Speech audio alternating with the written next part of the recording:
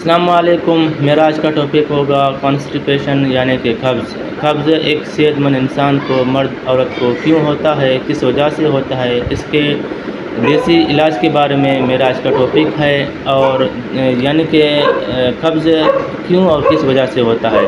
سب سے پہلے یہ سوچنا چاہیے جب انسان کو قبض ہو تو قبض کا ہونے کی وجوہات کیا ہیں، اس کے سمٹمز، اس کے ریزنز کیا ہیں۔ تو سب سے پہلے معدے اور آنتوں میں خشکی کی وجہ سے قبض ہوتا ہے۔ مسلسل بڑا گوشت، مسلسل چاول اور مسلسل سے سوڈا یعنی کہ ہمارے جو سرکاری آٹا ہوتا ہے، اس کو مسلسل لینے سے، پانی کم پینے سے قبض ہوتا ہے۔ اور یہ قبض ہونے سے آپ کو چکر، آپ کو بی پی کا ہائی ہونا، اور آپ کو بہت سارے امراض جیسا کہ کمر میں درد، آپ کو جوڑوں ہڈیوں میں دردیں، ہاتھ پاؤں میں جلن، سوجنس، معدے اور پیٹ میں دردیں اور بھوک نہ لگنا، یہ سمٹمز آپ کو مسلسل ہوتے رہیں گے۔ تو اس کے بعد ساتھ ساتھ آپ کو جو نا یعنی کہ چکر بھی آنا ہوگا، بھوک کی کمی بھی ہو جائے گی۔